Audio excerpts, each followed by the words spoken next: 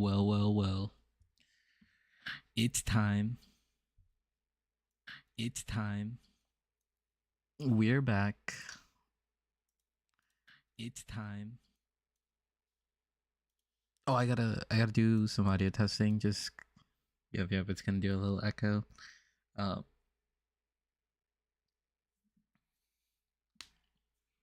Guys, it's been 5 ever, but 0.5 Return of the Ancients. So I got the live stream pulled up right here. We got 15 more minutes to go, but there's a couple things, that I haven't reacted to. I have been keeping up with the updates, I should say.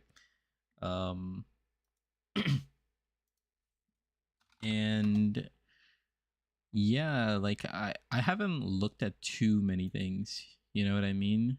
I just been kind of glossing over, been playing some other games and whatnot, but we are back to some PoE 2 action. And what else is there to say, man? It's a reveal day. It's super hype. I'm here, everybody's here.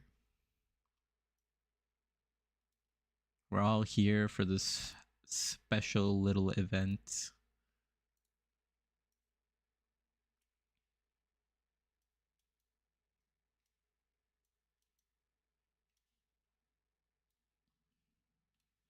All right, cool.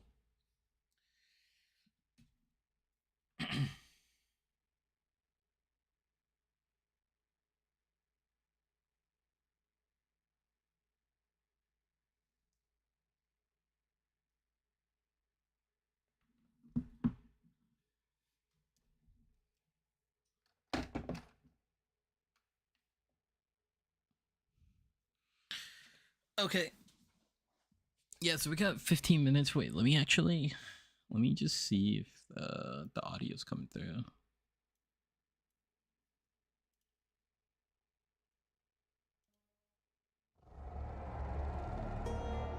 Oh yeah, it's coming through. It's pretty loud, actually.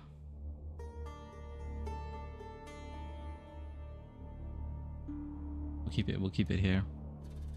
We got Toucan, everything. But yeah, let me just react to a couple of things, right? Okay, actually, let me turn this audio off for a second. Yeah, there's been a bunch of trailers. Let's take a look. I require. Wait, actually, I should go from the bottom up because I think. So I saw this, when it first dropped. Let's blow it up.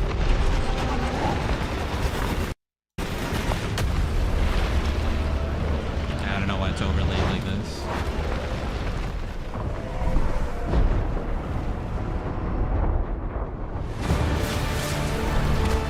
Okay, there we go.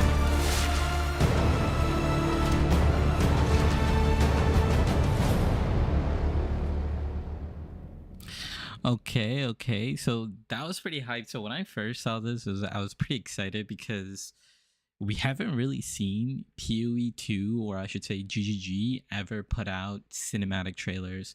I don't even remember the last time we had a cinematic trailer. Like, most of the trailers or even footage that they show is in-game, what should I even call it? Like, in-game footage of like gameplay that they kind of turn it into like a pseudo cinematic. So it's really cool that they've been stepping up on the cinematic game, because that really polishes and pushes them into a higher tier of like gaming experience. Okay, let's look at the next one. I've traveled far to learn the origins of my craft. For knowledge is power. I'd risk it all to uncover these ancient truths.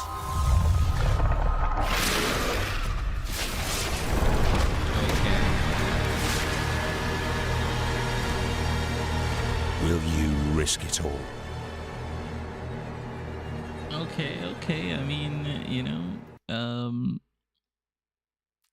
pretty cool looking boss there. You know, what else is there to say? Pretty cool looking boss. Um, I don't really know. I don't really know. Maybe that's the final boss in like a new act that's been revealed or that's going to be revealed. Um, I don't think I have enough time to do predictions, but yeah, let's get through a couple more of these. I am called from my mountain.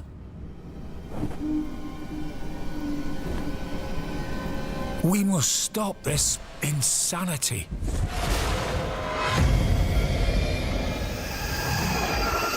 Please, save me.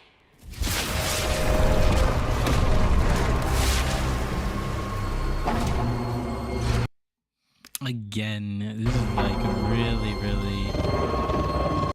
like they've been stepping up their cinematic. That's all I could say.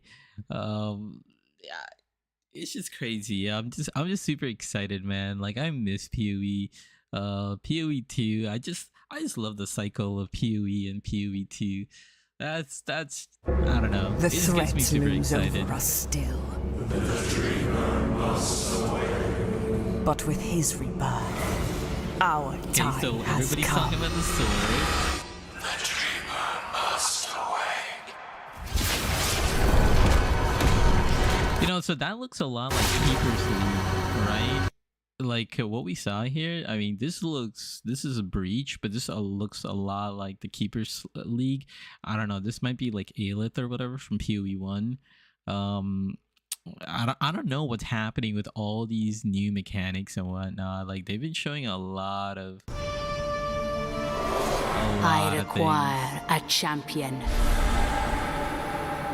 A champion to face the darkness below.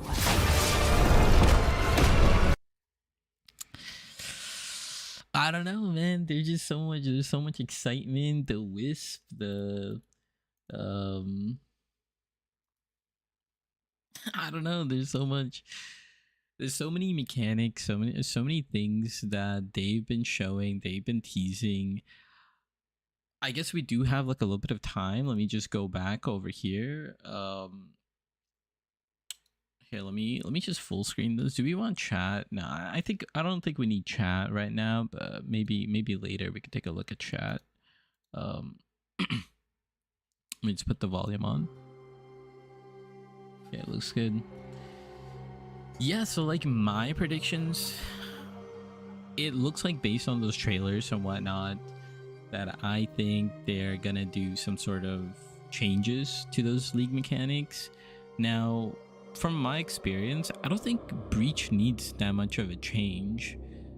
Even Delirium, I think is fine. I think the only mechanic that really needs change are the Wisps. Like the Wisps are really awful. They just kind of float around. They are very powerful. Like the loot is very powerful, but it's super rare. It's super RNG based, and whenever you have something like that, it's not good, right? It's not good. It's not fun. X, Y, and Z.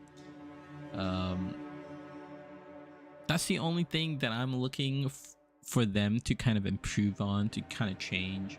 The Wisps really need to change. Everything else is fine. Like Shrines is fine, Strongboxes is fine, Breach is fine, Delirium is fine. What else is there? The Temple, obviously, it just needs a balance. But Temple, I think, is fine. Abyss is really good. I really like the state that Abyss is in, so I don't think they need to touch that, so they didn't show it here. What's the other mechanics? Trying to like, oh, Essence is fine. Rogue Exiles is kind of like, it's fine, right? Like, I don't know. I think most of the end game stuff is fine, like mechanics wise. I think what they need to improve on is the Wisp, specifically for mechanics. Now, when it comes to the tree, the Atlas tree, right, that needs an improvement. I think I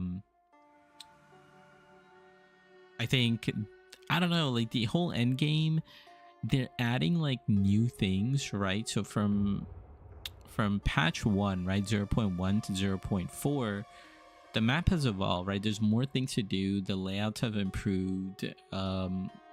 Getting to T15 has changed, for the good or the worse, or like for the whatever that saying is. But I think they've added more things. They added like the strong bosses or whatever, empowered bosses or whatever. I think it's more fun, and you have some chase items behind those, the lineage gems. So I think there's a lot of cool things in the end game. Now the whole system is the problem, right? Like people don't like sort of like going through the nodes. I'm getting like more comfortable with it. I just think it needs like some sort of overhaul for the greater majority of the players. For me, myself, personally, I think it's okay, but I would like to see a change. I hope they don't like scrap it. I hope they like overhaul it in a way where it's actually fun, but I have no idea how they're going to do that without kind of going like a gambling route, right? Like where they just roll the dice, or kind of throw a dart at the dartboard and hope they hit a bullseye with whatever they're about to show. So I'm super excited for that. What else is there to talk about? New classes, new ascendancies, new ascendancy, a new wave of ascendancy, I think is much needed. I think Trial of the Ancestors needs to come. We need to see how that is. We need to see if it's fun. We need to see if that's what we want to do. I think we need to get rid of the interlude acts. I think the interlude acts are fun. Just put them into maps, I think. I mean, they've been doing that, but maybe integrate it even more. Sort of like the powerful bosses things, like the empowered bosses. Like you just integrate some of the bosses from the interludes into the end game mechanics. But I think we need Act 6, is it? Act 7? I don't know how many acts are gonna be, but yeah, I think that needs to come.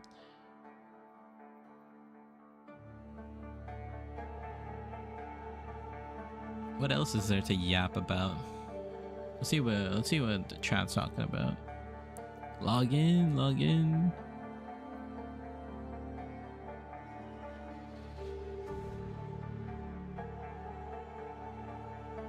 Swords today, hopefully.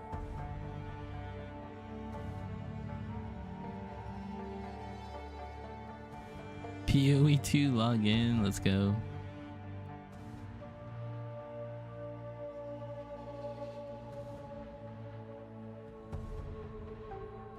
Yeah, so I think that's my take.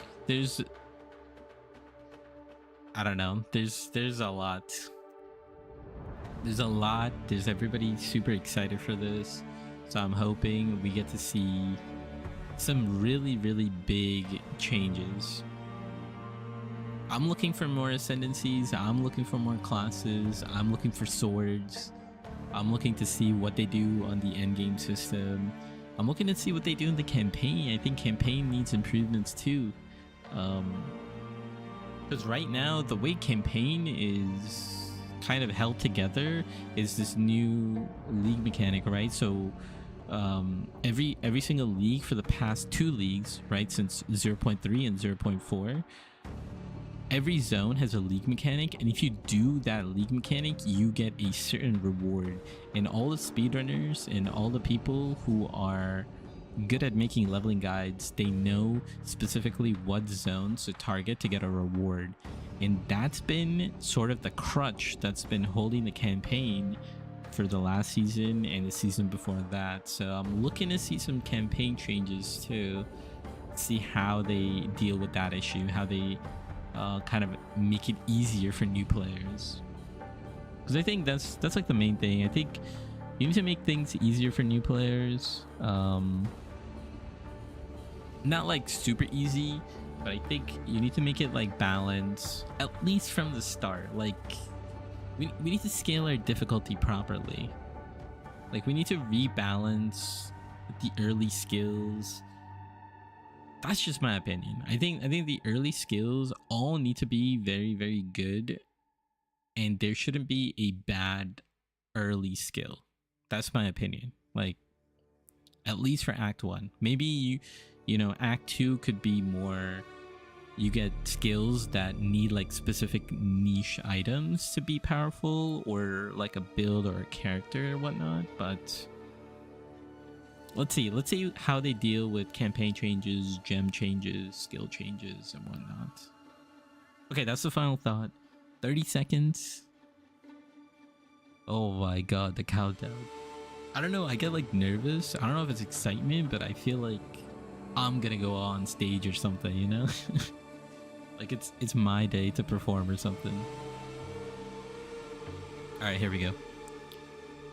Here we go. I take a deep breath.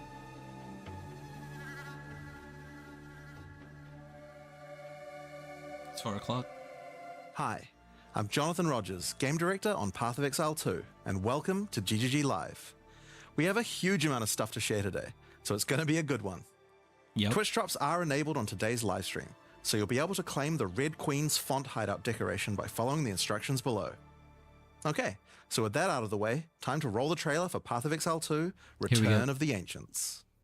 Here we go. Those in darkness, who once lay dormant, now return.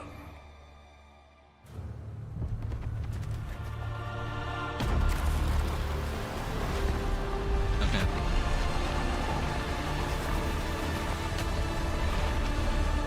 We who came before rise again. Behold, the first edict. Okay. What's going on?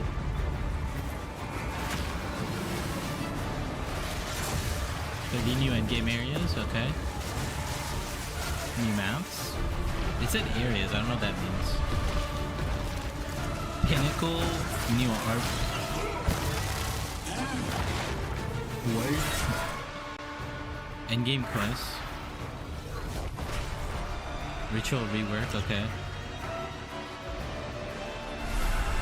Was that like PoE1 Atlas missions? Or memories? Whoa, that's pretty sick. New Pinnacle Ritual boss. New endgame quest, Walking the Dreamer. Okay. Aelith. Genesis tree crafting. Oh my god. That skill tree was insane, by the way. Bridge rework. We become one. So they're bringing it to PoE2. New endgame quest. The Hare and the Raven. Delirium rework. You are completely alone. Is that Omni? Who was that? Who was that? A new pinnacle? Sailing. Runes of Aldor. I'm just saying things at this point. Okay. Calguran skills.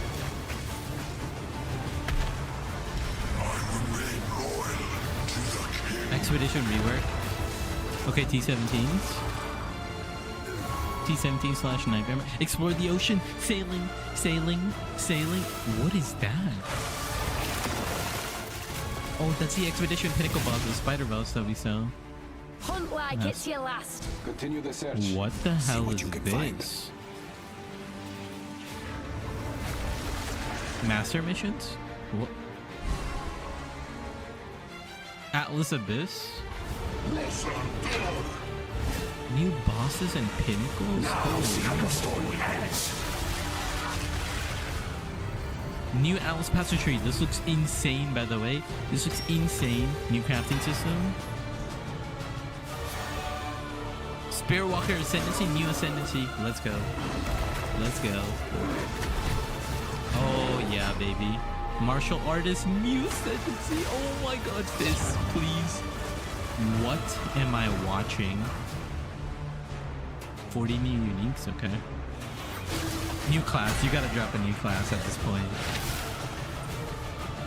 And much more, come on, new class, show to me.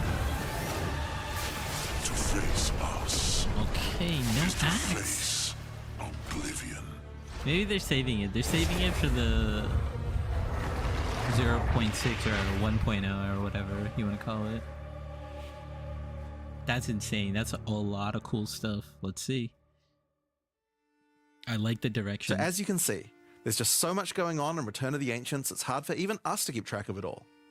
Now, we promised that this one was going to revamp the in-game, and I'm very excited to talk about it. Because the But new first, league. we've got to talk about the League. So to do that, I'm going to hand things over to Mark. Hi, I'm Mark Roberts, Game The Director Expedition on is the Path new of league? Exile. Now, for those of you who are new to Path of Exile, each time we release an update, we also release a new league. Not only do we have a new economy, but we also introduce new content through the campaign, which gives you a fresh play experience right from the start of the game, as well as new mechanics, storylines, and in-game bosses. In the Runes of Eldur League, you will encounter a man being attacked by the undead in Clearfell. Okay.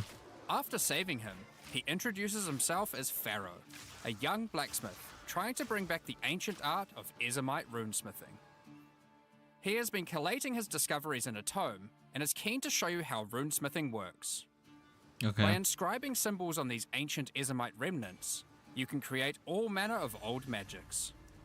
Unfortunately, on doing so, the corpses of the nearby undead are revived and infused with some of the latent power, making for a difficult fight.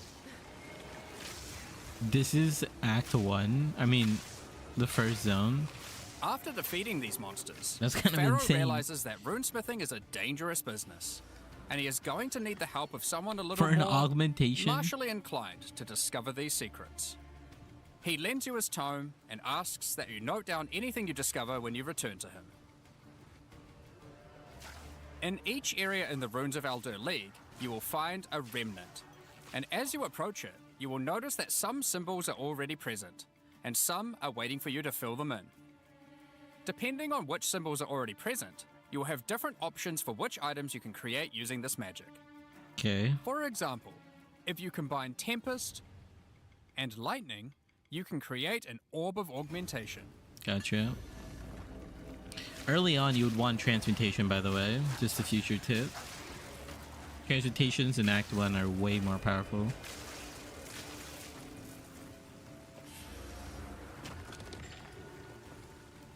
But be careful. The symbols used to craft the items also empower the monsters around the remnant, who will be revived as undead to fight again with different properties depending on what runes you used. So, if you use a fire rune in your recipe, the monsters will be empowered with fire. Or if you use a moon rune, lunar beams will rain down as you fight the monsters. Okay.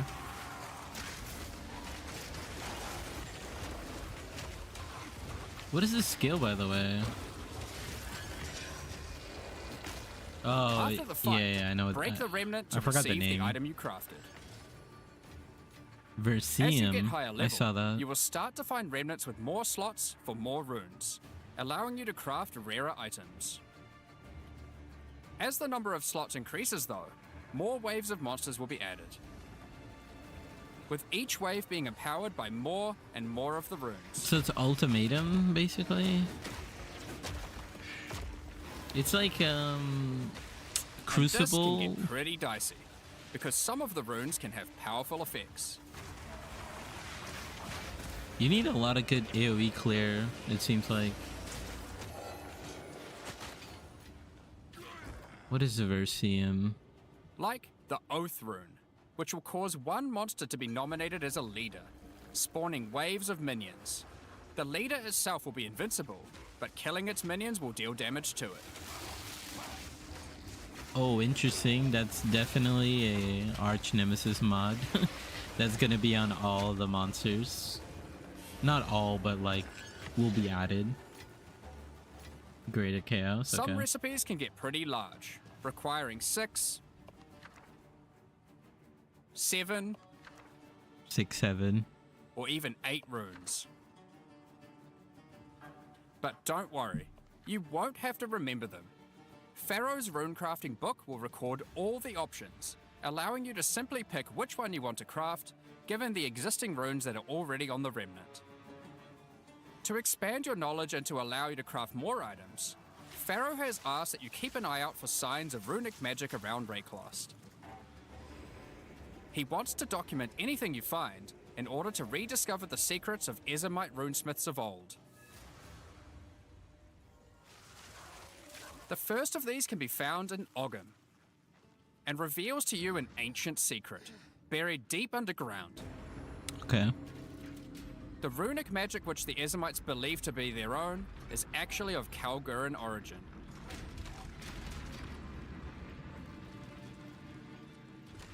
Okay. Thousands of years ago, the Kalgurans came to Rayclass to find sources of Verisium, a metal on which engraved runes allow control over reality. Pharaoh is determined to learn these ancient ways and gain mastery over them. Yeah, are we just getting If you temple can bring him too? more Verisium, he'll be able to use it to smith power Okay, into any Verisium. armor, granting you runic ward. What is The that? power harnessed by the Kalgurans since ancient times. What did it even do? Runic ward is a new resource Well, what did that it even protects do? you from death. Should you run out of life, your runic ward will kick in, sustaining your body until your life can return. What? It effectively acts as an extra life pool. Of What? course, should you take enough damage to run out of that, you will still die. Every single piece of armor in the game can be upgraded this way, Oh, okay. even uniques. Some are just a strict upgrade, giving runic ward with no downside. Others are more extreme, sacrificing defenses to get a much larger amount of runic ward. There are even some that add new modifiers to uniques entirely, making them much more viable for higher level play. But Increased the Kalgurans magnitude? use runic ward for more than just a defense. It can also be used to power many other magics. Oh, I Instead of see. using gems created from corruption, the Kalgurans used runes of power and fueled them with runic ward. Many of the Okay. options available from remnant crafting are new types of Kalguran skills that exclusively spend runic ward to wreak havoc. An example is Triskelion Cascade. Using it will cause your next spell to be triggered multiple times in a Triskelion pattern. You can use it with skills like Ice Nova that you cast from yourself, Let's see it. Oh my god, so beautiful. or with something you target at a distance, like Comet. There are also skills to modify existing effects using runic magic, Okay. like Frost Flame Nova. Using this skill on a pack of burning enemies will transform the Ignite into Frostfire, both burning them and building up freeze at the same time. That's pretty sick. You have basic buffs like Hollow Shell that guards all nearby allies, to more complicated mechanics like the Mark of Repulsion that creates a mark capable of pushing away all nearby enemies. Instead of spending mana, like skill gems do, all these skills cost runic ward, and unlike gems, they don't have a color. This means that they don't care about attribute requirements, or what kind of weapon you use. These Okay. skills are designed to be used on any class, and so often interact with mechanics that apply across many characters. By combining different runes together, the Kalgurans were able to support their runic abilities, and you can as well. There is also a set of runic supports that can be combined with regular skill gems in interesting ways. Concussive Runes allows you to add these concussive shockwaves to any skill that stuns. While Runic Infusion lets you spend ward to directly empower the damage on any skill. Now, Interesting. there are other quests during the campaign too that unlock even more interesting crafting methods. I just don't know how much ward we have. Because we don't see the Buried deep in the numbers. jungle in Act 3, you can find the Mystic Refuge, And is it like ward containing like PoE even more 1? secrets for Pharaoh to learn from. Using this knowledge, he gains the ability to reforge unique weapons. Okay. With this technique, many low-level unique weapons can be upgraded to do significantly more damage. Now, we've been able to take a bunch of uniques that had interesting modifiers, but were not in-game viable, and give them a bit of a boost to get there. And it's not just low-level uniques. All Kalguran uniques are able to be runeforged this way too, and they can do some pretty interesting things. Is it Like good? It's Cyril's actually Print, good. A new unique, which when runeforged can get one of several different outcomes. Now, there is still so much more that you can craft with remnants. There are also 100 new runes, as well as many other new crafting 100. currencies. Jesus. This is the runes of Eldur after all, and some of these runes have quite powerful effects. For example, this elemental conversion rune will convert all the existing mods on a non-unique weapon from one That's element to another. insane. That's actually Using it, insane. you could combine a weapon with all 3 elemental damage mods That's into actually... a single element, making a weapon with massive amounts of cold damage. God. There is also a rune that lets you destroy your rune sockets to turn them into a dual socket on your item. What? And there are even crafting meta runes that can unlock new types of mods when Cannot used be with regular removed? crafting. For example, this rune of chronomancy will unlock a set of time-related mods to be crafted on your boots. Once placed inside, Chronomancy? use regular crafting orbs to attempt to get new mods like cooldown speed or increased skill effectuation. Oh my goodness. You can also create a new type of currency called alloys. Using regular metals alloyed with verisium, GG, new bro. modifiers not GG. normally available GG. can be directly crafted onto your items. Totem placement speed? Using imbued alloy could improve your ailment damage, for example. There are honestly so many options here that unlock all sorts of crazy crafting projects. So I think people So will be it's crafting experimenting with these bench, for a long time. but Once you get to King's March it's in Act 4, itemized crafting Pharaoh bench. finally meets Danig, a real Kalguran runesmith. And riddled with excitement, he wants to learn how to merge modern Kalguran techniques with the ancient knowledge that he has found. From here on, Pharaoh joins in the Kalguran expeditions that Danig has been leading. With the ancient knowledge that Pharaoh brings to the I table, think that's what it is. the It's just Kalguran itemized expeditions crafting that bench. Danig has been going on will change significantly. For those of you who haven't played it, the Expedition League mechanic involves carefully placing explosives, uncovering the buried dead, and recovering verisium from them. By choosing where to place the explosives, you can choose which kind of challenges you would like to face, or rewards you would like to claim. But unlike before, expeditions now contain the remnants from Runes of Eldur, allowing Okay. you to do some specific crafts along the way using the new League crafting mechanic. Okay. So One everybody's... very important difference from the simple remnant encounters, though, is that the empowerments that the remnants grant apply to every monster down the explosive line course, yeah, for of the rest of course. the encounter, stacking together. This can lead to some pretty extreme situations. If you stack too many remnants, you might be in for a fight beyond your abilities, but the rewards can be very worth it. Each mod on the monster is improving the items that they can drop. Exhibitions are really good to make money, by the way. So Once you get to the end game, I think you it's will kind of find that forcing the everyone to Atlas do has it. changed substantially. All right, here we go. To the south, you will now find the coastline of Rayclast, with the ocean beyond.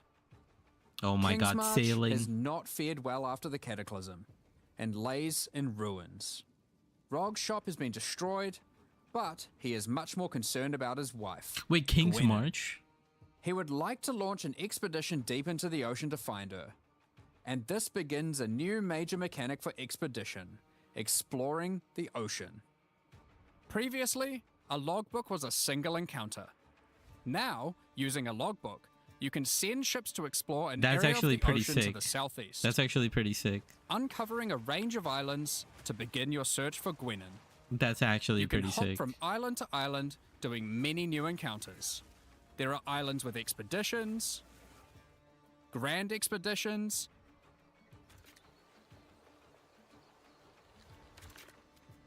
new bosses, and all sorts of other unique things to find. Eventually, you will find the island that Gwenin has been holed up on. It turns out that she has found the tomb of an ancient Kalguran, Medved. It doesn't look like she wants to go back to While him. she appreciates you coming to her rescue, she is still keen to blow open the doors of the vault and take whatever you can find inside. Okay.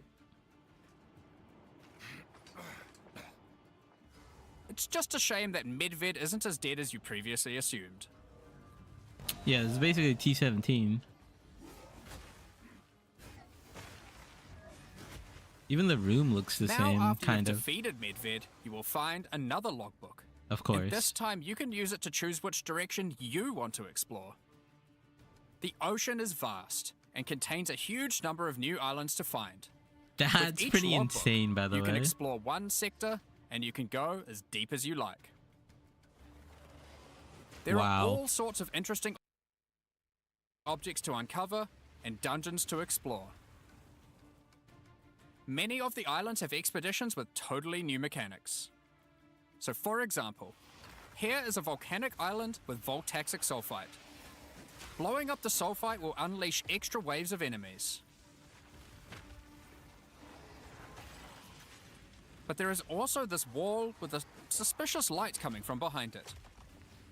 On blowing it open, a giant ogre comes out, and he Okay, is here we determined go. to eat as much sulfite as possible. The more sulfite mounds that you have blown up, the more empowered and the more rewarding he will become. Okay. These islands contain all sorts of little secrets that you can find and blow up. Free trapped wisps, Okay. blow open root doors, even raise ancient precursor technology. Precursor. And of course, more bosses. There are more and further vaults to That blow looks like a up, theory, and one right? of them in particular is pretty important. The Tomb of Uhtred, the Star Drinker.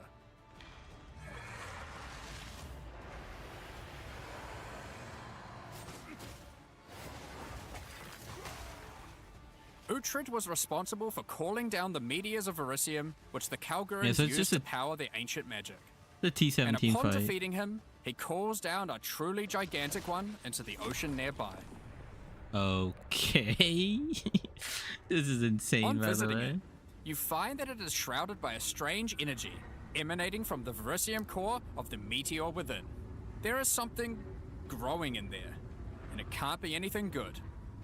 In order to gain entry, Danik suggests that the Triskelion Flame, an ancient Kalguran artifact that can absorb and cancel the effects Bro, of Verisium like, magic, could How be much used do we enter. need to know, bro? But to find it, you will need to locate the Tomb of Olroth, leader of the Knights of the Sun. Defeat him and gain access to whatever eldritch nightmare is growing inside. Now, we're not going to spoil the boss, but one thing you should know is that the Verisium that makes up the core of the meteor is of a quality that has not been available for millennia. Like, everybody better be writing this down right Bringing now. this to Pharaoh and Danig should allow them to forge some objects of power, the creation of which has been lost to time. So that's the League, and there is a lot going on. To sum all that up, there is a new encounter with over 30 new monster types and over 30 new rune modifiers to enhance them. You can create more than 100 new runes to craft your gear, as well as dozens of other new currency items. And there are new quests added to the campaign to unlock even more new crafting options. Rune Of forging course, armors, dude. Of course. upgrading uniques, I mean, I'm gonna have to dozens go of and new Kalguran pause. skills and supports, tons of new islands to discover by exploring Dude, what the are those ocean, icons on the right? You 5 see new that? bosses, including a new pinnacle boss, Oh my god, bro. and a bunch of new uniques to top it off. But there is still a ton more to Yeah, come. I It's bet. time to talk about the massive changes to the endgame. Yeah, But there's for more that, to come. I'll hand it back to Jonathan. Now, as Mark hinted at before, the endgame atlas is very different now, and the ocean to the south is the least of the changes. The entire area around your starting location is now teeming with new questlines and things to discover. Will you investigate the strange forest to the west, the cracks in the earth to the east, or perhaps visit the ruins of a Val city in the north? The Atlas now has fixed points of interest at specific locations, giving you specific objectives that are easy to find. Okay. Like before though, no matter which objective you choose, going to towers to see what's out there is always a good idea. The first time you do that though, something new happens. Okay. The earth shakes, and a Earthquake? gigantic fortress rises from the earth, Oh, this is the cutscene. a remnant of the ancient precursor civilization. Yo, why is Jonathan so serious? The cataclysm of the beast has caused an ancient protocol to be invoked. Should corruption ever take hold to this degree, the world must be scoured and purged of corruption. You'll need to make your way into the fortress and activate the gates. Okay. Gain the keys to reach these ancient precursor weapons and disarm them. But this will be no easy task. The fortress has many areas to explore and many new things to find. You will power up ancient machines, fight new and deadly foes, discover many new areas, and uncover some dark secrets. Now, the Fortress is the first of the new full endgame storylines that we're adding in 050, and there's a lot going on with it. But not only that, it has some pretty cool new mechanics as well. The areas inside the Fortress are special. Many of them have new mechanics or rewards that they grant. Okay. Like this map, where all the rares are contained in essence crystals. Or this one, which replaces all monster packs in the area with strongboxes. Okay. Oh my god. Or this one, which spawns an Ismeri spirit that always moves on from a rare after you kill it, allowing you to chase it through the entire map. Oh, finally.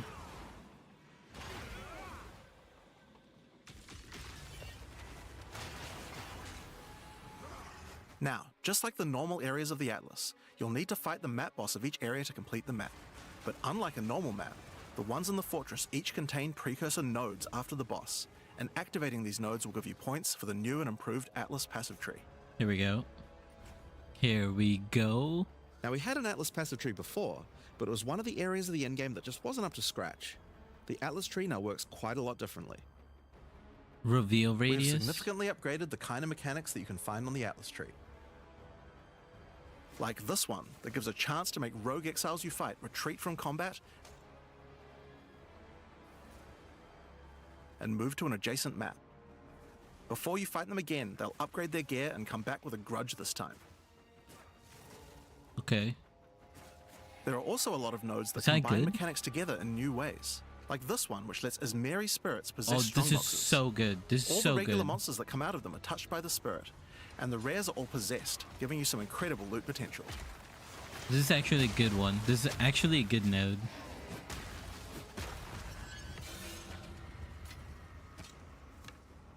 You get points from every single area This you is complete in the fortress. insane. And unlike before, that Look at means the you can numbers. allocate the Look at the entire numbers. Atlas tree.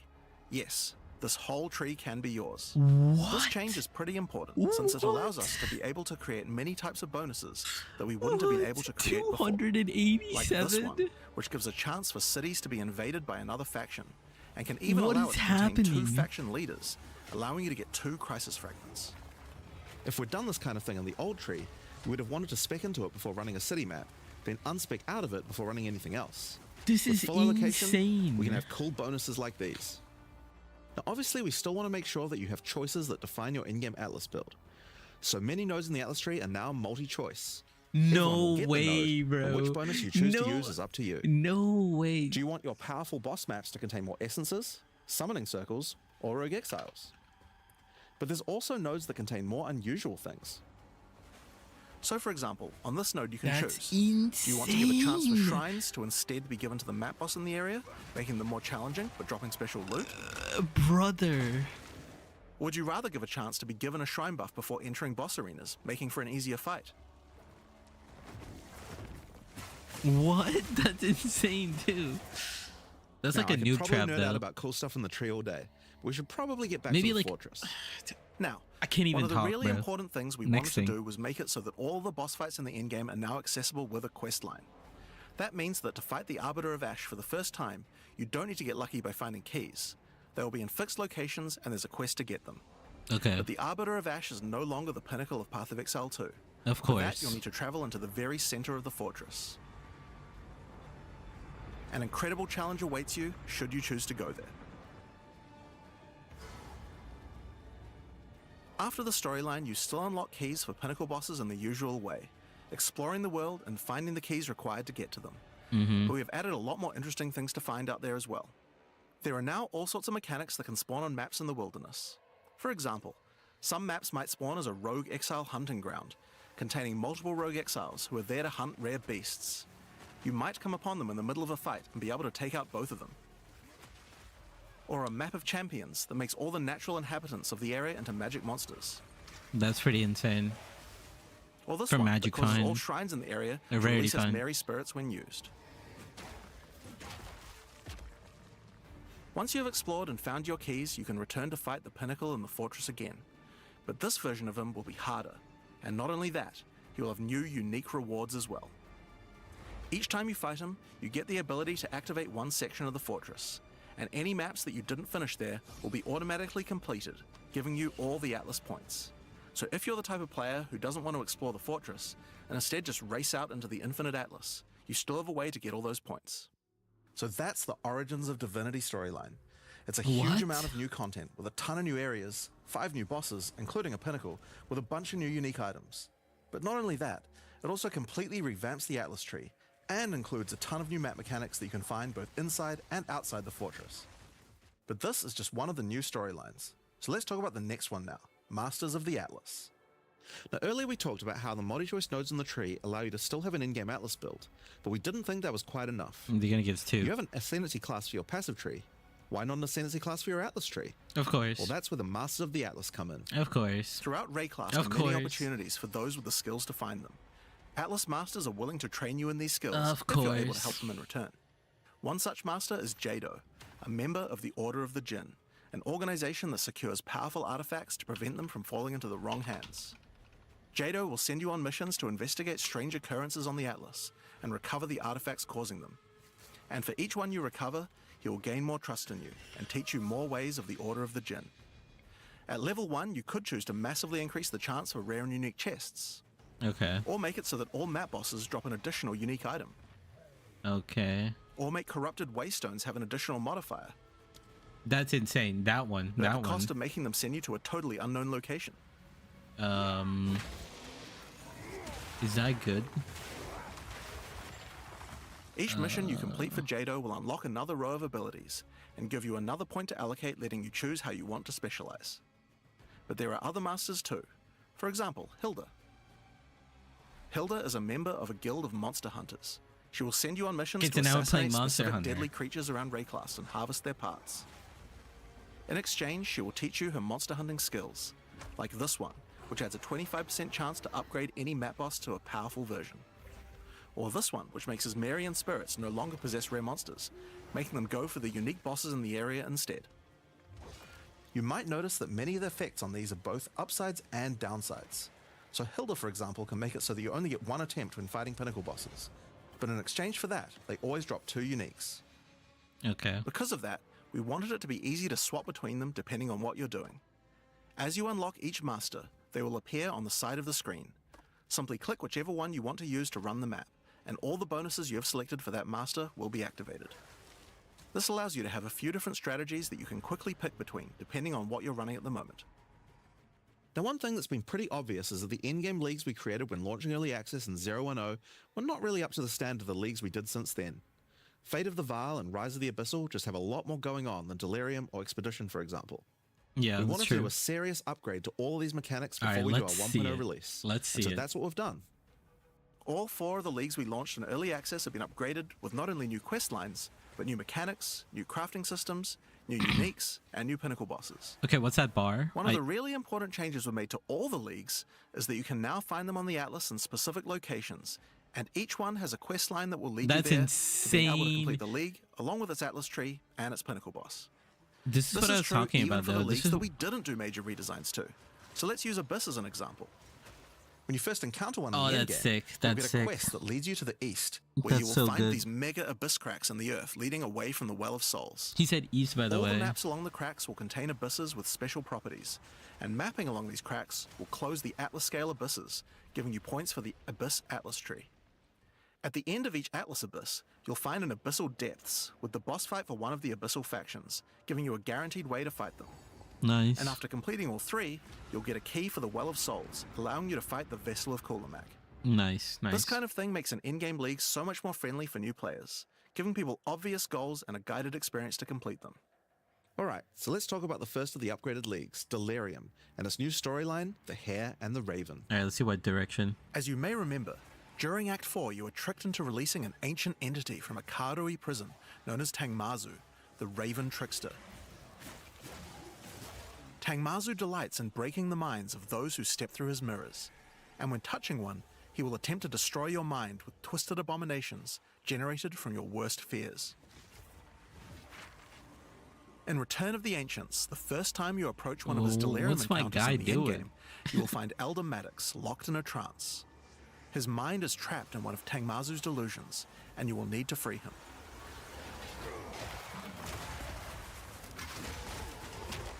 Once free, Elder Maddox demands that as you caused this problem, you should put it right. He asks you to travel west to the Withered Willow, the location he believes that He was doing Tangmazu the first gained his shitty, bro. I powers. don't know what to say. But be careful. As you travel there, the Raven Trickster will attempt to break your mind. Each map around the Withered Willow features delirium encounters. Now this is more than a simple quest upgrade. The mechanic of delirium has been overhauled and expanded. At the bottom of the screen, there is now a bar that indicates how deep into delirium you are. You can Okay. see which direction leads deeper by looking at the fog, and the deeper you go, the more challenges you will face. By looking at the bar, you can see how long you have until the delirium ends. And you can also see special encounters that you will face if you're able to go deep enough into the fog. At the end of the bar is always the boss of the map, but we now have a variety of other encounters that you might find as you explore the horrors of your own mind. For example, you might encounter a purple mirror shard that when shattered will cause all the enemies to become more nightmarish. After hitting this, you'll notice the delirium demons are enhanced, significantly more powerful, larger, and scarier in general, along with more rewards. I'm just worried about the Or should you performance. encounter a red mirror shard, you'll be sent into the depths of your mind.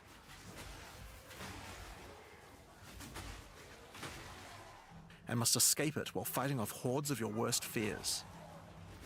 By the way, this map is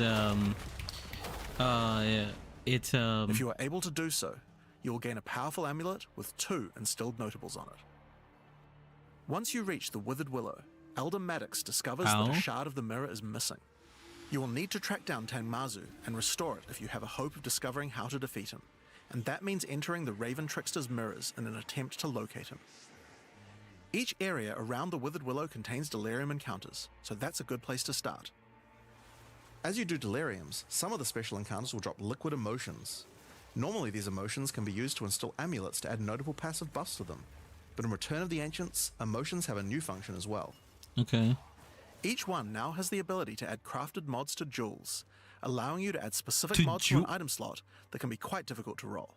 What? For example, Liquid Despair will allow you to add critical hit chance, while Liquid Suffering will allow you to add movement speed or area of effect to your jewels. But there That's are many more. insane. Wait, isn't Exile? Once you've done enough delirium encounters, the location of a Grand Mirror, an entrance into Tangmazu's realm, Grand is Mirror, revealed. of course. But it won't be that simple to enter.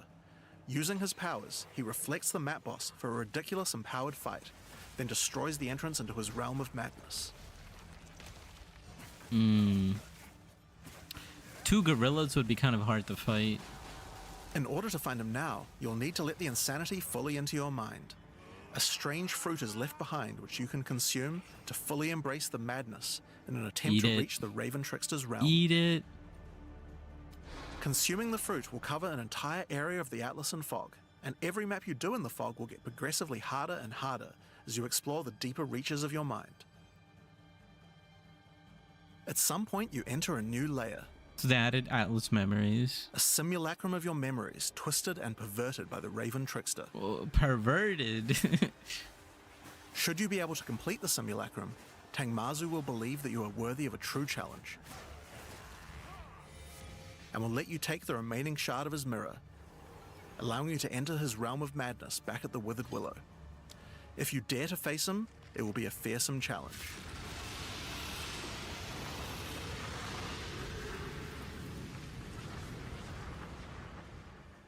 So, that's the new storyline of Delirium. As you can see, it's not only a questline, there are new mechanics, new crafting options, and new boss fights. But one question you might have is, what happens after? Yeah, what happens after? Well, once you've completed the story, grand mirrors will start appearing on the Atlas sometimes after completing Delirium encounters. After doing the grand mirror, you can select where on the Atlas you want to do your fruit-induced drug trip and get another key to fight Tangmazu. But this time, the fight will be quite a bit harder, and not only that, the fight will be able to drop a bunch of new uniques that were not available in the questline version. We'll show some of those later. Okay. After doing a grand mirror, the decision of where to spread the fog can be important, because there are some potent emotions that only come from certain map bosses affected by Delirium this way. Like all emotions, they can craft special mods onto jewels, but these potent emotions can create mods that you can't get any other way. Of course. So for example, of course, potent liquid melancholy is an emotion that can only come from human bosses, and allows you to add a variety of on-hit effects. Also, you might want to try instilling amulets with these emotions. They could have some interesting effects, with some powerful notables that do not normally exist on the tree. Like Storm's Stun Rebuke, recovery? which makes armor break boost your cold and lightning damage. Okay. But also notables Makes from a sense. clearly deranged mind, like Calm's Blessing. This skill allows you to ancestrally boost fire spells after using a Warcry. Okay. How about using an ancestral Flame Blast? Wait. Now, just like before, you can also upgrade the League by getting points for a dedicated I read that the Delirium other Atlas tree. way. What? But this now works in a much better way and has much cooler effects. Okay, here we go. The maps in the Delirium area of the Atlas give you Delirium passive points for completing them, so it's easy to see how to progress. Some nodes will add new types of mirror shard encounters to your Deliriums. Like this one, which will pause the Delirium for some amount of time, allowing you to more easily get to higher depths. Or this one, which adds extra Delirium modifiers to monsters when you pick it up. There are also nodes that can add new types of drops, like this one, which modifies simulacrum encounters to add special liquid emotions, which can craft time-lost jewels. Of course. Of course, And dude. nodes that apply to the Atlas mechanics of the League, like this one, which causes the Grand Mirror to spread Delirium fog over a larger area of the Atlas, potentially containing multiple simulacrums. Of course. Alright, so that's the changes to Delirium. The core mechanic now includes a bunch of new things to find, new monsters to kill, and has new mechanics on the Atlas. It also has new crafting system for jewels, and over 20 new unlockable notables for amulets. Not only that, we have Insane. a new pinnacle boss What with a is bunch of new that? unique items, and a massively upgraded Atlas tree just for Delirium. This is insane, But there's man. still a lot more to come, so let's talk about Breach next.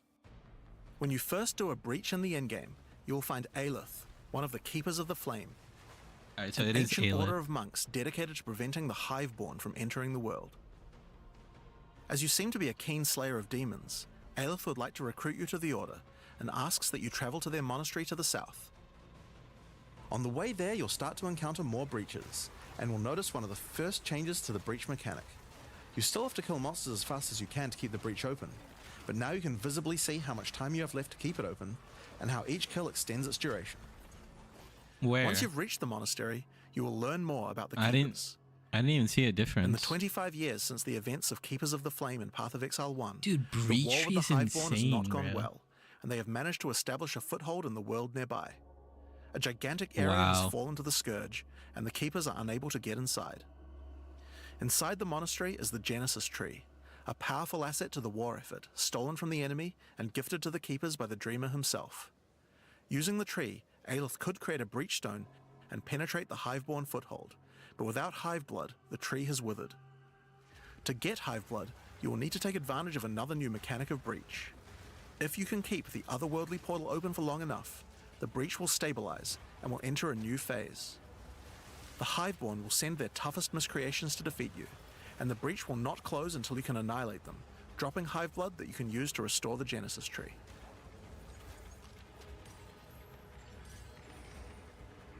In some cases, you Bro, may even how attract long one has of the this deadliest reveal foes been, by the Hiveborn way? can offer, a Marshal of Zesht.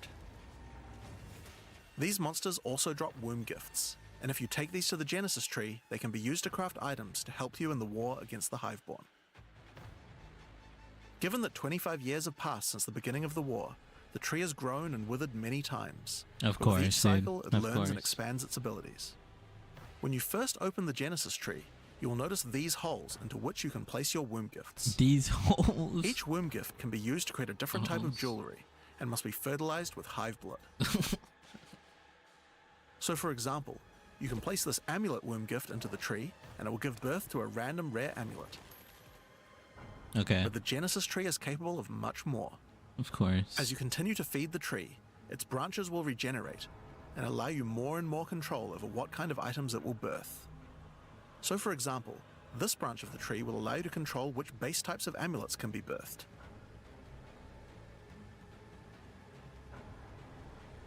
And as you go deeper, it will even allow you to create new base types that you can't get anywhere else. That's pretty insane.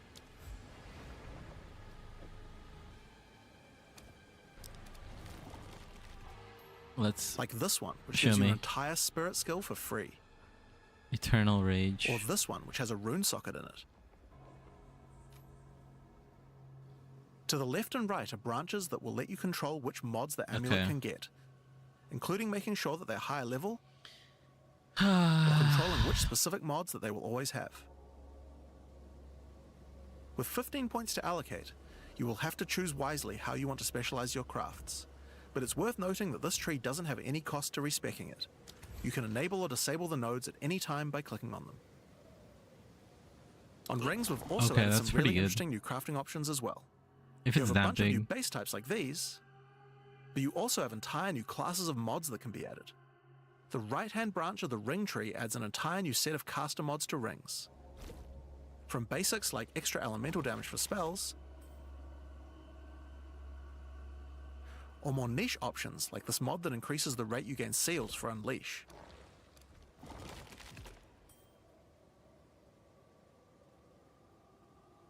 And on the left-hand side, you can unlock an entire new set of mods for minion characters. Of course. This stuff is actually pretty important, because casters and minion builds didn't have as many slots with interesting item crafting compared to attack builds. The Additional Genesis tree projectile. narrows that gap. There are also trees 94%. for belts and currency. I won't go over them too much here, but there are all sorts of goodies in these too, like being able to create new catalysts for jewels, Oh my god, bro. or a belt that gives lightning damage. Once you've done enough breach encounters, you may finally get a womb gift capable of birthing a breach stone.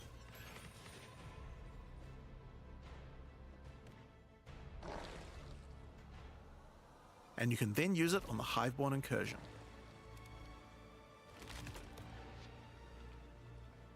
Once used, the true extent of the Breach Demon's foothold becomes clear.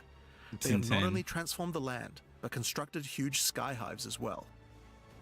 When Sky you enter the hives. outskirts of their realm, you will discover breach hives. Using the power of the Keepers of the Flame, these otherworldly structures can be burned away when walking through them. But for each one destroyed, more of the Hiveborn will attack when you attempt to purge the hive.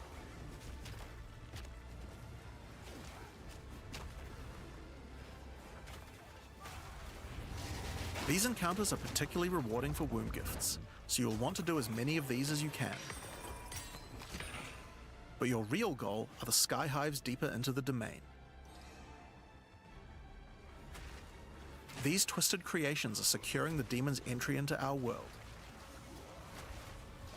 Inside the very center are the Breach Lords Tool and Ash, and you'll need to defeat them if you want to get rid of the foothold once and for all. Now, once you've completed the questline version, there is still more to do. You will find other breach domains on the Atlas randomly in your travels. For each one, you will need to find a breach stone, destroy the sky hives, and defeat the breach lords. And doing these encounters is what will give I'm you just access to fight silent, bro. Zesht, the existing breach pinnacle boss, which you can access by communing with the Dreamer himself inside the monastery. Like it's information While completing overload. the questline for Breach, you will also be gaining points for the Breach Atlas tree, and there are a lot of cool new options here. This node will cause Breach hives to spawn outside of the Hiveborn domains on the Atlas. And this one will give Aelith additional abilities that you can use while attacking a hive. Like this one, which causes all Hiveborn in the next wave to be magic, drastically increasing their difficulty in exchange for way more items.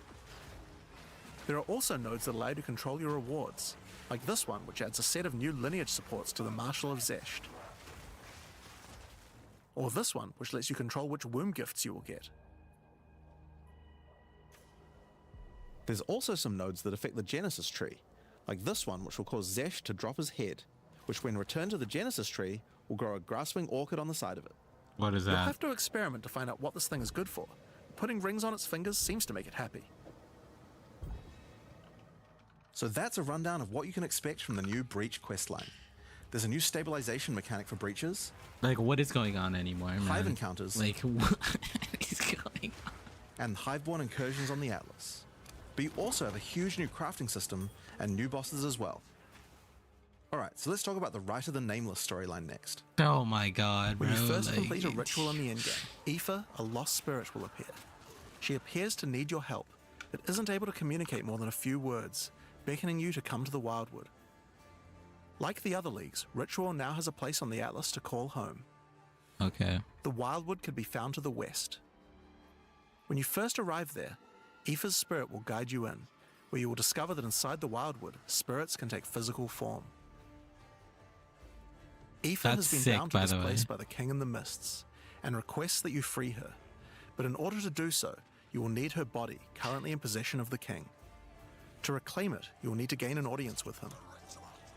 Inside the Wildwood, there are many ritual encounters to complete. Like before, in each area, triggering rituals will resurrect the nearby bound monsters to attack you, and killing the monsters will give you tribute. In addition, each ritual you do in the area will add the monsters from the previous ritual, making the encounters much more challenging the more rituals you complete. Okay. Once you've completed them, spend your tribute to get items. Now, an important change to the rewards of Ritual is that all the items in the reward window are now uniques or omens, making this league's rewards much more valuable than before. Is that a In order good to gain thing? an audience with the Nameless King, you need to sacrifice tribute to him. Wait, is that a Any good thing? remaining tribute you don't spend can be sacrificed this way to fill up this bar. Once you have enough tribute for an audience, return to the Wildwood to divine his location with the Nameless Shrine. His location will be revealed deeper in the Wildwood, and you will need to make your way to him, kill him, and get Aoife's body. Okay. Go, go, go. Using her body, you can attempt to release her spirit, but this is when you learn about the true threat of the League. The Wildwood is built on top of an ancient prison. The King in the Mists didn't gain his power out of nowhere. He was granted it by an ancient being of darkness known as the Bodark, and the Nameless King's use of this power has been causing the prison to weaken.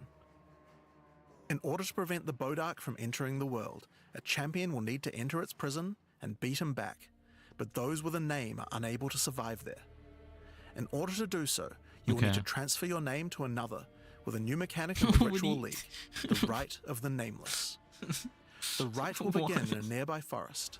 At first, it appears to be a regular ritual encounter, but that will soon change. The final ritual of the area will include the map boss. And defeating him will give you a piece of the effigy onto which you will transfer your name. Okay. But the ritual is still not complete. Of course. Once the map boss is defeated, There's more. the Atlas will open, and you will need to pick another adjacent map to continue the ritual. During the rite, each adjacent map will have different rewards to tempt you. Okay, So all for example, currency. if you go in this direction, you gain significantly more tribute. But if you go in this direction, the uniques in the reward window will turn into currency instead. You can also sometimes get offered 5 specific chaos. items that will be added as rewards. Mage So blood. in this case, you'll have to choose if you want to get 5 Chaos Orbs or a Mage Blood. A difficult decision, I'm sure. Now, as this is Mage one blood. continuous ritual, the encounters in the next map won't start from scratch. They contain all the monsters that were gathered from the rituals of the previous map as well, making them harder and harder. And that includes the map boss too. You will need to defeat both map bosses in the final encounter for your next effigy piece. And it still doesn't end there. Pick another map, another reward, and add another map boss to continue until the ritual of the Nameless is complete. It will take 5 maps in all, and will be an What is incredible challenge. going on, bro? Look at like what is on my screen. But once complete, you can return to the Wildwood to perform the final rite. Transfer your name to the effigy, adorn the crown of the Nameless King, and enter the prison. Now, of course, once the pinnacle boss is complete, the League doesn't end there. As you do rituals on the Atlas, you can continue to give tribute to the King in the Mists for another audience. Of course, bro. Like, there's just more, bro. There's just more. Pick another forest to begin the Rite of the Divine Nameless Orb. once more, and this time with a harder pinnacle boss and new unique items to find. Of course, we've also significantly upgraded the Ritual Atlas tree. Get points by completing maps in the Wildwood, and you'll be able to unlock some pretty cool nodes. Some of them affect the Rite of the Nameless, like this one, which extends its duration. You thought fighting 5 map bosses at once was hard? How about 6? How Or about this one, 10, which bro? makes maps during the You Rite have more know, just reward keep mods, going. often having 2. You also have nodes that allow things to combine with other content, like this one, which gives a chance for rituals to be I don't know, created man. inside Might summoning hop onto circles, D4. adding a random boss to the Mubs, ritual bro. encounter. This is crazy. There is even a node which adds I a don't new even know type what of to possible say. ritual, the audience with the Queen, which causes the bride of the king to sometimes appear. All I gotta say is this is gonna be on the Okay, test. so that's ritual. But let's have a look at what this means for endgame content as a whole for Path of Exile 2. When you include the expedition changes made by the League, we have a total I'm of taking 5 new notes. in-game storylines, each of which has a hub, crafting systems, areas to explore, NPCs, and a pinnacle boss as a capstone. Not to mention the Masters of the Atlas storyline as well. But more importantly, I literally you cancel now have work immediate meeting, quests bro. as soon as you arrive at the endgame, and goals with obvious progressions that you can see how to finish. Each endgame questline has a progress bar that you can pop out from the side of the Bro, Atlas screen what at any is time. that? That shows you how far through you are, and buttons that will take you to The the game hubs was for them. cool, bro. Mine. Overall, it's just a way better gaming endgame together experience sometimes. with a significant number of fun objectives to complete. Oh, But just man. in case you didn't have enough goals, we did have one other thing that you might want to complete this league. Of course. These are called challenge leagues after all. Where Of all the course. challenges.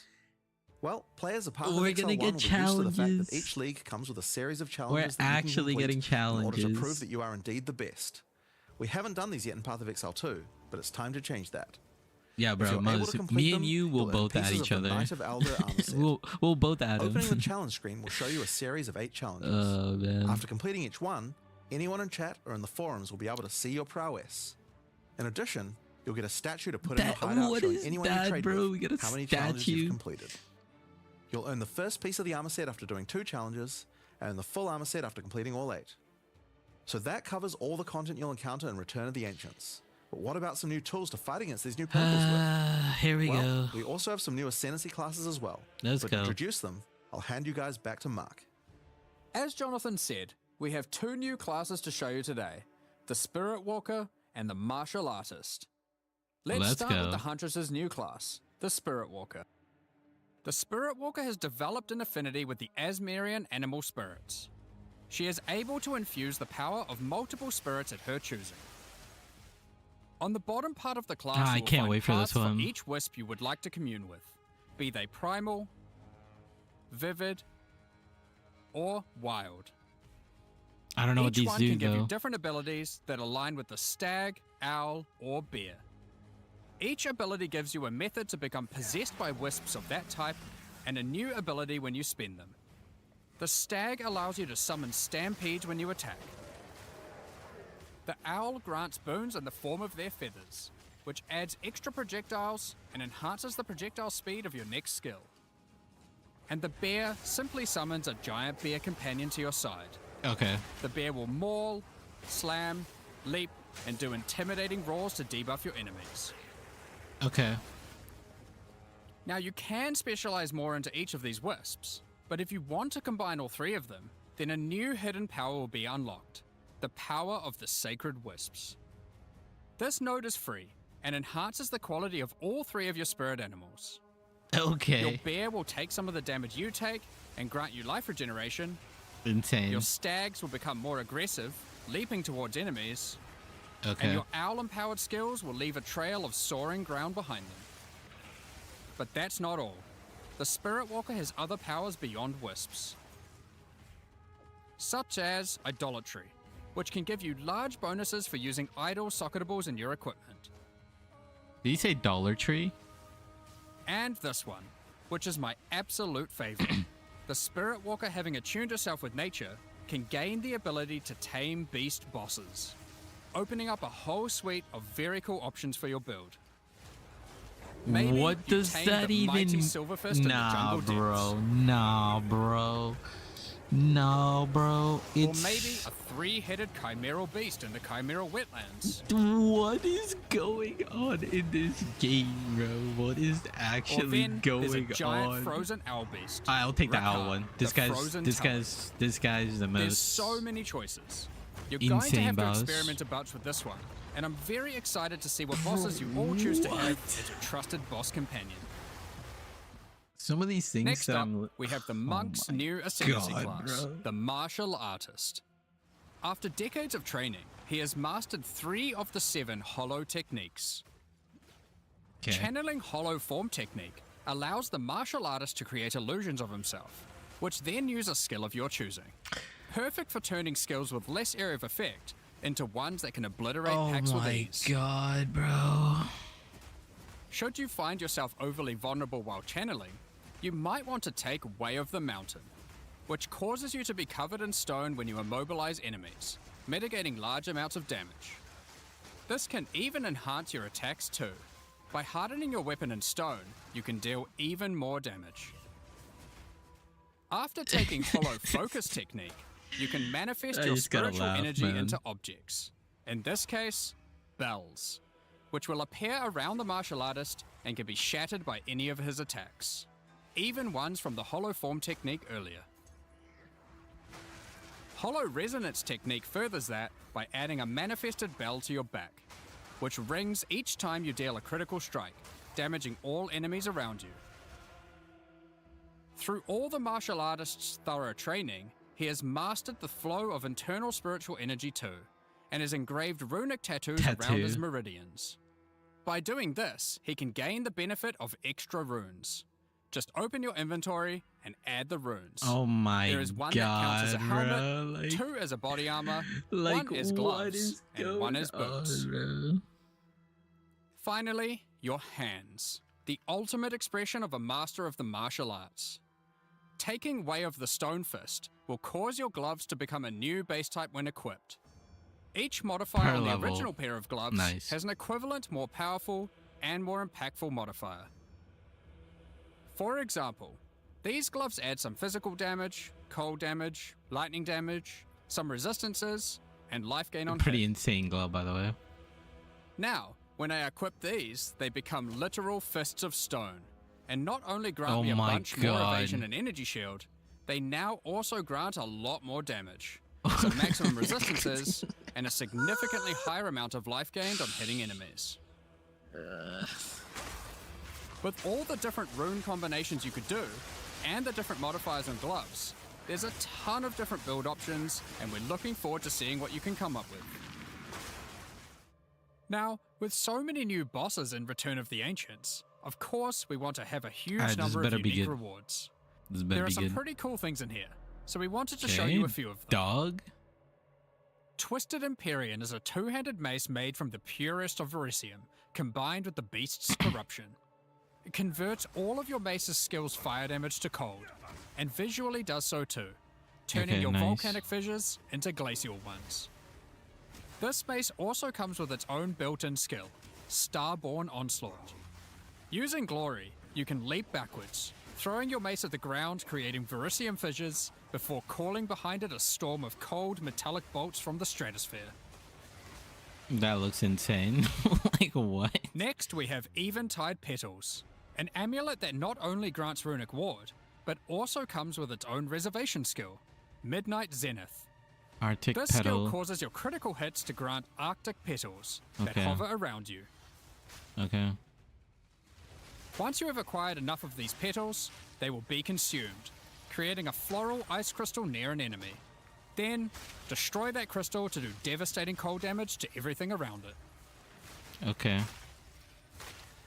The Raven's Flock is a staff perfect for minion characters. Not only does it grant spirit reservation efficiency Insane, and by the minion way. damage, Insane. it also allows your minions to inflict grueling madness on hit, What is that? slowing enemies and making all other slows on them more powerful Okay. for maximum crowd control. Okay. That's not where this item shines though. It grants a Plague skill Bearer. called Spiraling Conspiracy. This skill causes a flock of ravens to circle you, dealing damage over time to anything near them. Killing enemies, or just by standing near unique enemies, causes the flock to grow, getting larger and larger. For your PoE 1 players, you can think of this just like a raven righteous fire. Yep, just say That's it. not Just say all, it however. at this point. These ravens are also minions, so they fully scale with minion damage What? and come with their own command skill, Mad Flight. Oh my god, This this is command skill insane. causes your flock to create a tunnel of deathly damage between a set of illusory mirrors, obliterating anything in between.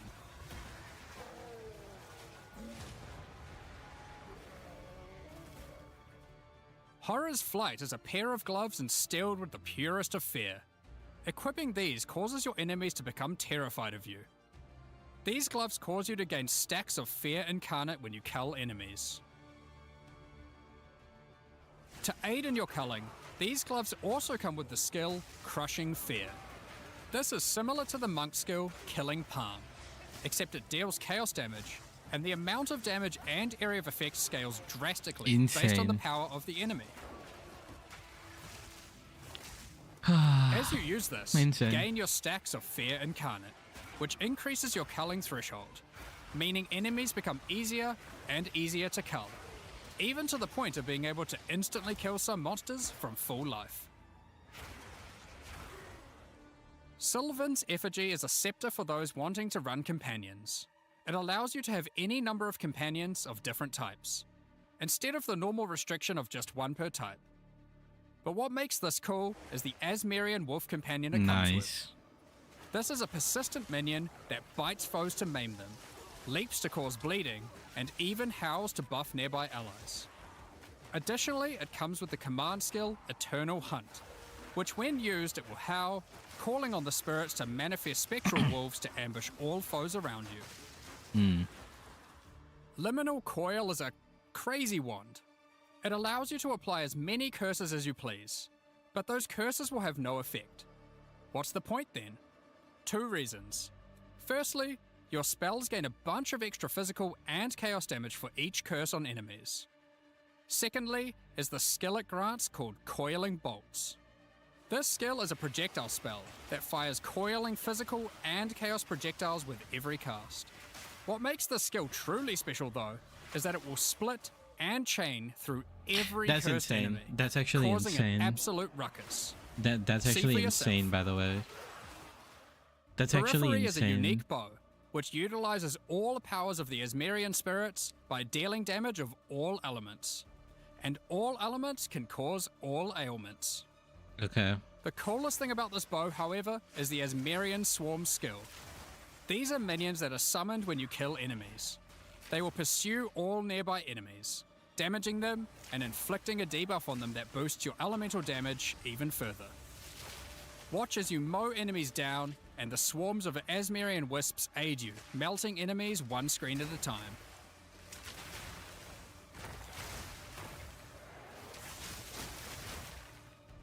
The Ordained is a new spear, mastering in physical and lightning damage, with high critical strike chance too. This spear allows you to leech life not only from physical damage, but lightning too. It also creates a fragment of divinity nearby periodically. What are those? Well, this What spear are has the skill those? Righteous Descent, Yeah. which is an epic Yep. divine leap, Yup. aided by angelic Yup. wings. If you use the skill when a fragment of divinity is nearby, it will become empowered, dealing significantly more damage, gaining massive area of effect, and bypassing its cooldown. Yup. You When wanna play fighting Paladin? a boss, let a bunch of the fragments spawn, and then just unleash your divine havoc, obliterating them. What is that damage? Last, but not least, we have a new unique jewel, Alright, here we go. Voices. Of course, bro. Voices is simple. It consumes 1 jewel slot to add more. Of course. There are versions that add 2 jewel slots, 3 jewel slots, Of course. and for those who are absurdly lucky or rich, one with 4 jewel slots. Equip it and notice the slots appear next to your character's portrait in the center. One of the things we are concerned about is how long it takes for experienced players to replay through the game in each new league. Oh no. As we learned from Path of Exile 1, one of the things that can really help is having elements in the campaign that tell you where to go, if you know what to look for. We'll cover just one example per act for Acts 1 to 3, but there are many more than just these. For example, Hunting Grounds in Act 1 is a large, sparse area, containing multiple entrances and landmark encounters. Here's an example of some of the changes we've made here. Finding the ritual encounter in this area isn't too difficult. Now after completing it, a trail of locusts will lead to the entrance to Freythorn. Just follow it and find the source of the evil. You may also find corpses of dead animals, killed and pecked at by the crowbar. Okay, so some campaign You'll notice changes. a trail of Hold. blood leading away from them. Follow the trail and it will lead directly to the boss. We even put a signpost on the road to tell you which way to go to find Ogham Village. Okay. In Act 2, in the Mastodon Badlands, you need to find the Lightless Caverns and track down the Abyssal. Now to make this quicker, in the level you'll Nice. find these cracks. Nice. Just follow them, and it will take you right to their lair, allowing you to find and unlock the Well of Souls. In Act 3, the jungle areas have camps of explorers to sell you items. However, they are now even more useful. By talking to the explorers, they will point towards the next area. Not only that, but it will also reveal it on the minimap, so you can know exactly where to go. These are just some examples. We plan to do more and more of these over time in order to streamline the experience. Now, as this is an in-game expansion, it makes sense that we would work on Atlas QOL. Bro. We've added a search box that updates live as you type. Have a specific map you want to run? Now they will be much Search easier bar. to find. Search bar. If there are multiple maps, hitting enter will move you from map to map. Now, making a character build in Path of Exile 2 can be pretty complex. And instead of designing a build yourself, many players enjoy following online build guides. We have a pretty awesome community that has built many tools over the No years way. for designing No builds. way. But we wanted to improve the experience of following them. So, we are introducing a new build guide system No directly into the way, game client. bro. Here's how it works. Oh my. Community creators who write build guides can No now create way. a new file format, a build file. Once This is downloaded, the builds appear in the in-game client, and selecting one will show you everything you need to know to make that build. oh So you can see all the passives you need to allocate, bro. ascendancy points you need to take, skill gems you need to equip, God, bro. and recommendations for all the support gems you need to use as well. my. For items, the build designer can specify which uniques to use in each slot, or if needed, just add some notes to the item slot to say what kind of item you need. In fact, build creators can add notes to just about any of these areas, allowing them to explain different trade-offs in context, or just give more info about how these things should be used. They can also give level ranges to each element, allowing recommendations to change over time. Great for builds that need to respec after they reach a certain level. Oh my god. Now, all of this is written in a standardized build format that creators can use, and we imagine that a lot of community build tools will be updated to add support for this format. Now that we have trade market searching built into the in-game client, we have added the ability to price check items you can find more easily. Control-Alt-clicking an item course. will now search for it on the trade market, showing you the current prices. For rare items, it's handy to exclude some mods, so we added the ability to enable and disable each mod so you can see what effect each one has on the price. Next up, we're going to be talking about the new supporter packs for Return of the Ancients. Today, we're launching 2 new series of supporter packs, the Bruh. Blood Reaver and Divinity packs.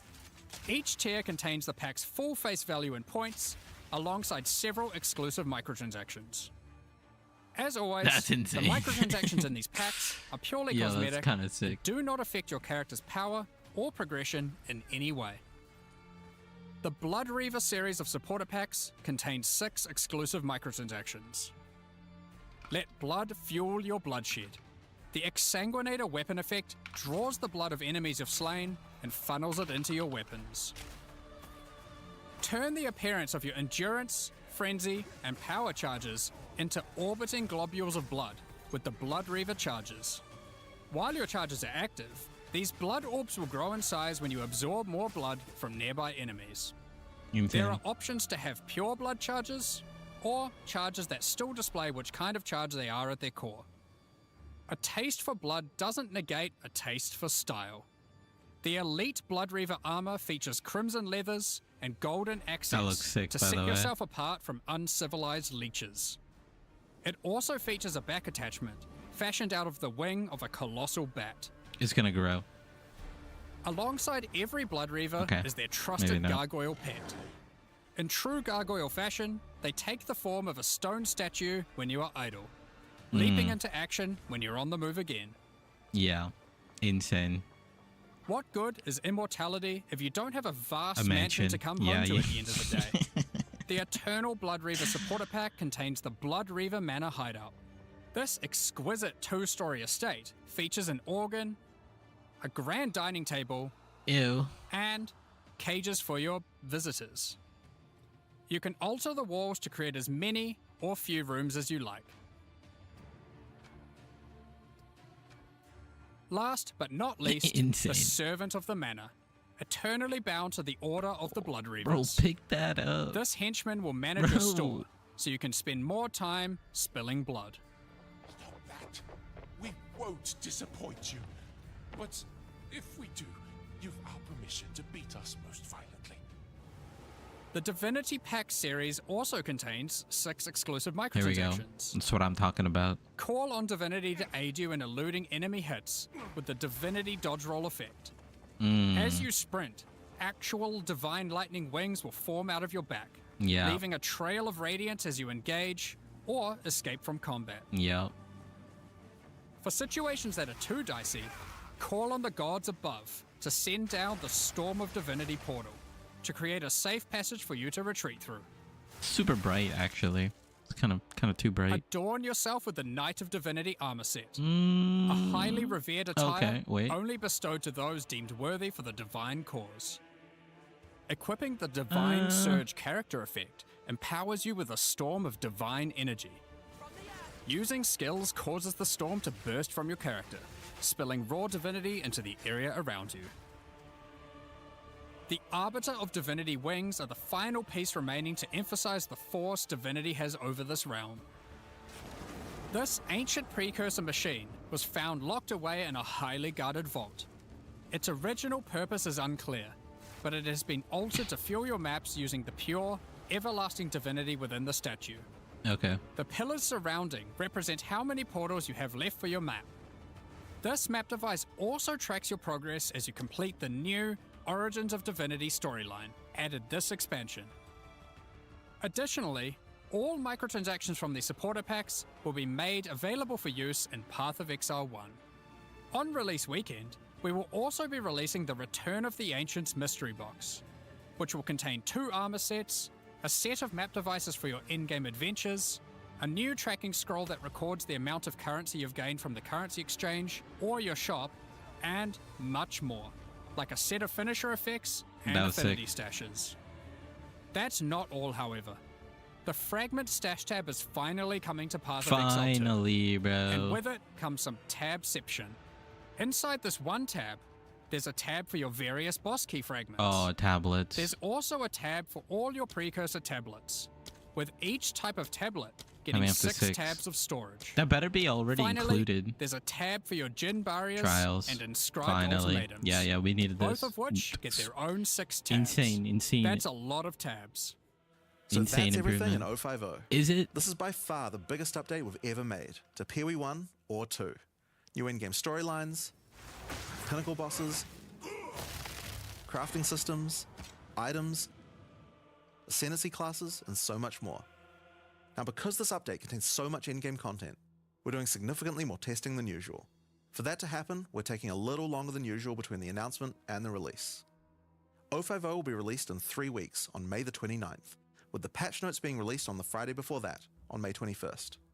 But there's just one more thing to talk about. Okay. Now that the endgame is up to scratch, we have to start talking about our plan for 1.0 release. The feedback we've had during early access has been critical for making all the improvements that we'll be making to the game. At the same time, Here we we had go. to create enough in-game content to make an ARPG that can call itself a successor to Path of Exile 1. Well, with 050, we now believe we have reached that point, and so this is going to be the last full-size league during early access. That's right, the next big update is going to be 1.0. Oh, Now, normally we would do our next snap. big content release in August, but in the run-up to full release, our plans take a little longer on this one.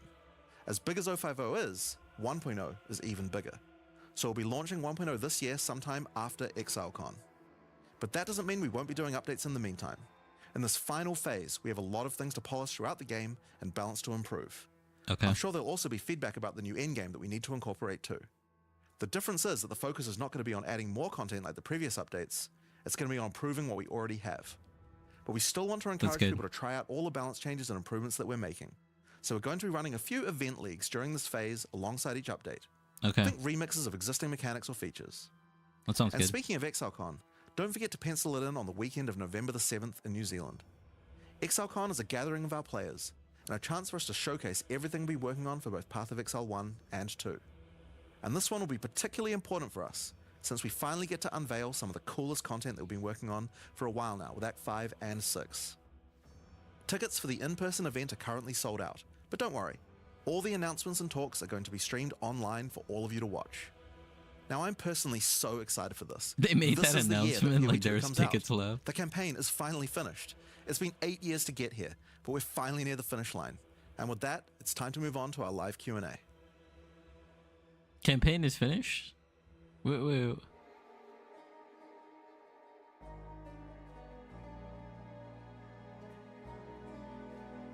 Insane, bro. Like, oh my god, and we are back in QA. Like, there's no time for any of this, man. There's no time for any of this.